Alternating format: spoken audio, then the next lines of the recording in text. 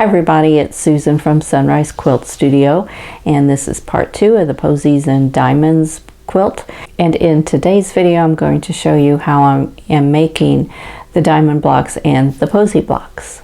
Okay, I'm going to work on the diamond block first, and that requires the 4.5-inch background squares, 2.5-inch print squares here, which I'm using this peach floral. Now I've drawn a diagonal line on the wrong side of all of these pieces. Now there's a lot of these. I've already made a whole stack of blocks here.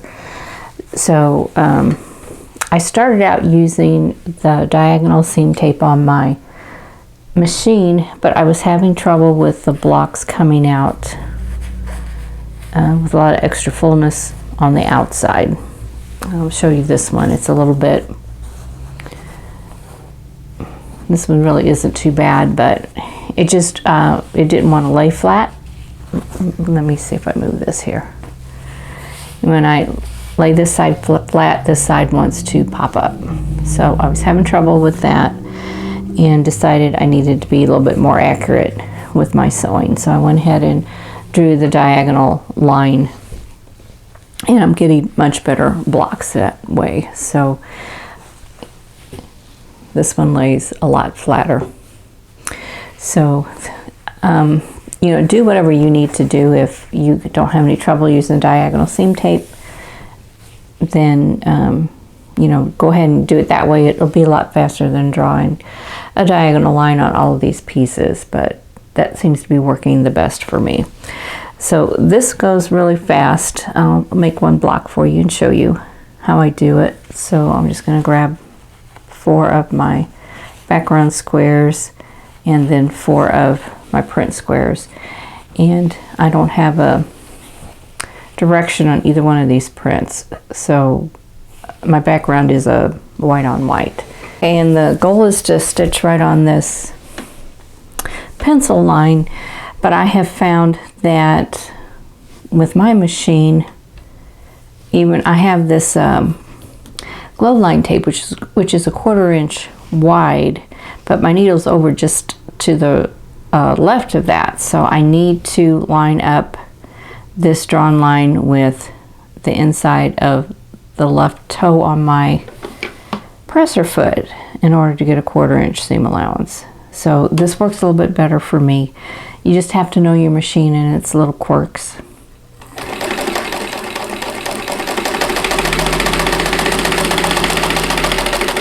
And though sewing directly on that line should work, I'm also using all-purpose thread, and it's a little bit thicker, and so it's taking up just enough space that when I fold this piece back, it's not far enough out, if that makes any sense.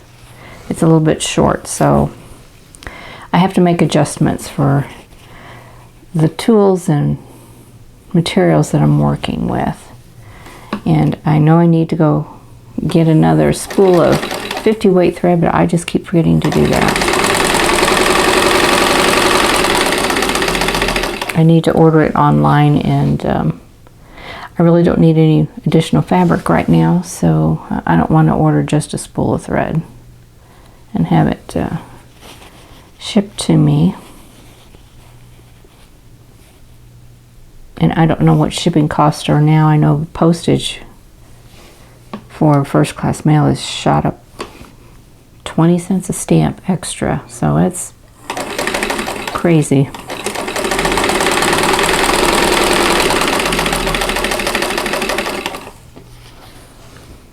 Alrighty, last one.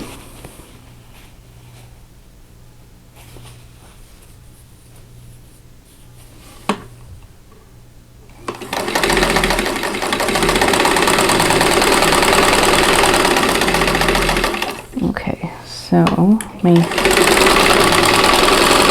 end that off, and then I'm going to clip these apart, and I'm going to trim this outer corner and press. And there is a tip for pressing. I'll show you here in just a second and get this get all of these corners trimmed off.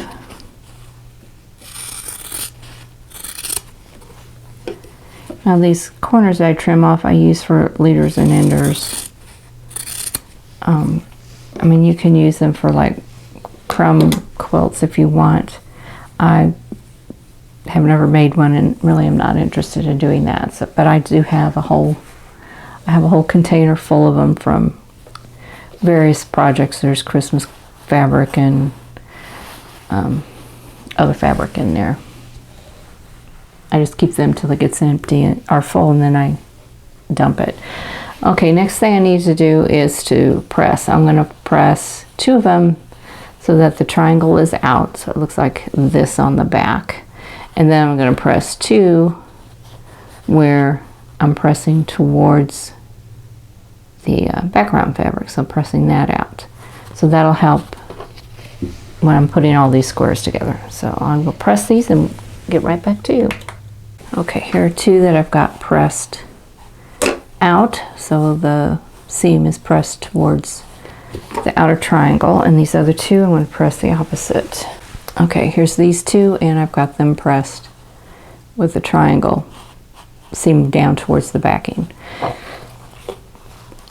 So now I'm going to stack these up. Since they're opposite, I want them on opposite sides. Okay, so the ones that are pressed towards the triangle are on one side, the ones that are pressed towards the background are on the other, and I'm going to put one of each together, and that will help me nest this seam right here. So I'm going to go ahead and nest that, and you can put a pin in there if you want. You don't have to, and I think I'm just going to let this go here. And I'm going to go ahead and sew that seam.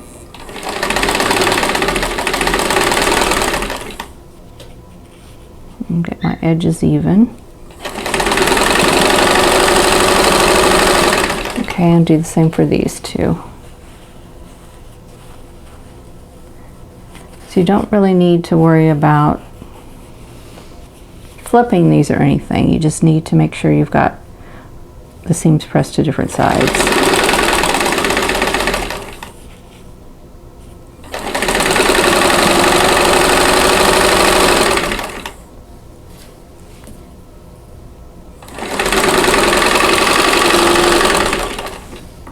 Okay, now I'm going to press these, and I have another tip for those. Okay, you've got this side where your little triangle is flat.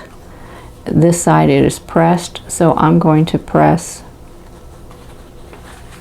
towards this one that is completely open, kind of alleviate some of that bulk. Okay, so here's the back, and they're both the same in the back when you look at them.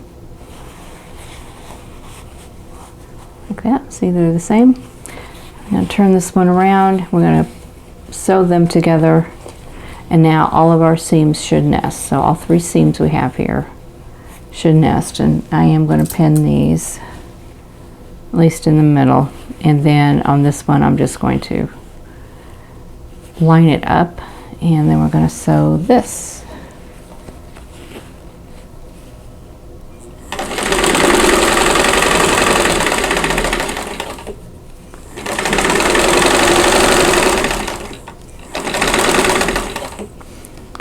And make sure this seam is nested.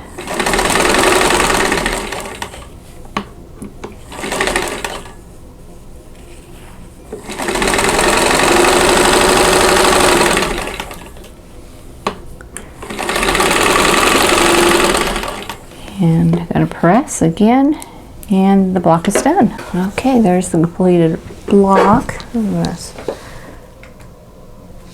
give you a better view here. Here we go. So that block is done, and just need to make, I think, a total of 32 of these.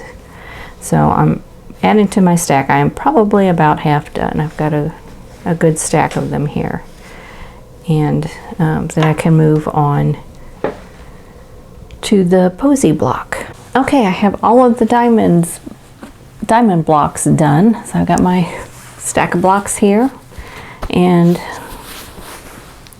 32 of these. These actually went pretty fast. It's a really simple block. Next I have to do the posies, which is kind of like a square in the square, except I'm just doing a stitch and flip on the corners, and they're not going to form a diamond shape or a square in a square, but it's kind of the same method, same idea. So each block is going to have a low volume center, and then it'll have background for the other 3 corners. So these are little 1.5 inch squares that I need to sew on the corners. So most of these fabrics are not directional, but I do have some that are. The stripes are, and so I have to consider that while I'm making them. I have 4 different prints for the centers of the block, and then I have all of these colors here to use. So it doesn't really matter which center print I use, which print I use for the center. It does not matter with that. Anyway, I'm going to go ahead and get started. I don't know for certain if I'm going to need to draw a diagonal line on the wrong side of the little 1.5 inch squares. Of course, I've got the prints, and then I have the background, but I'm going to do like I did with the diamond block. I'm going to try a couple of blocks to see how they come together. If I'm having a problem with the blocks not laying flat, then I will go ahead and draw lines, but that is a lot of squares to draw lines on, and I'll adjust the camera and show you. See, all of these here would need lines drawn on the wrong side, so that's a lot. So I'm going to try to avoid having to do that, but we'll see how it goes. So I'm going to adjust the camera and get started.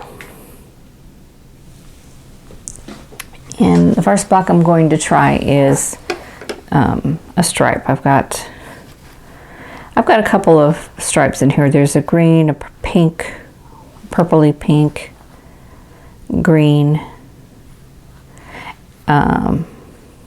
another pink, and this, I think they call this gray. To me it looks like brown, but they call this a gray.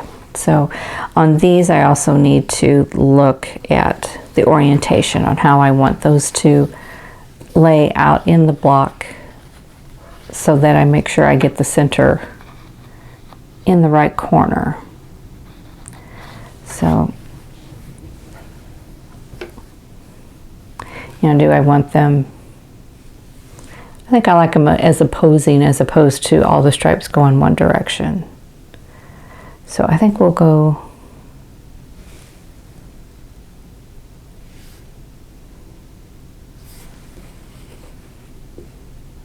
that way. Let's see. Okay, it would need to go like that.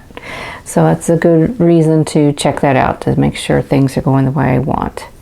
And I'm going to go ahead and put the 1.5 inch square on each one of these corners so that I don't get them confused, which will be real easy for me to do. Okay, so here I'm going to use my glow line tape here that I use for doing sewing diagonal lines, and see how this goes.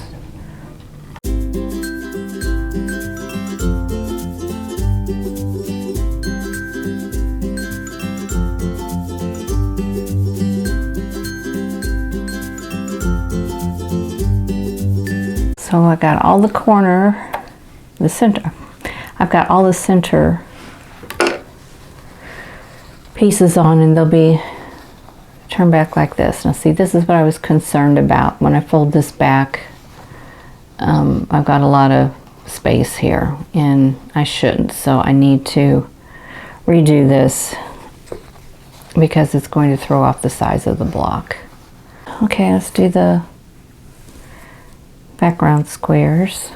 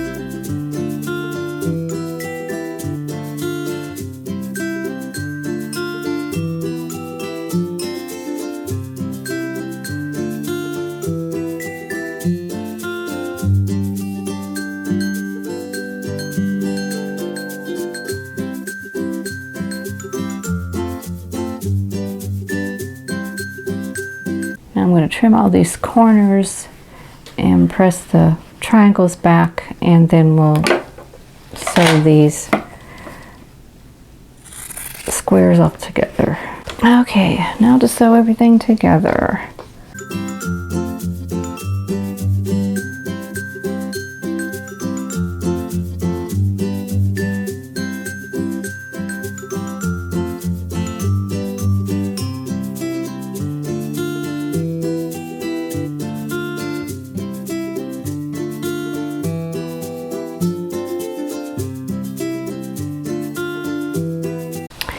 Okay, so I've got 2 of them done, and now we need to sew the rows together.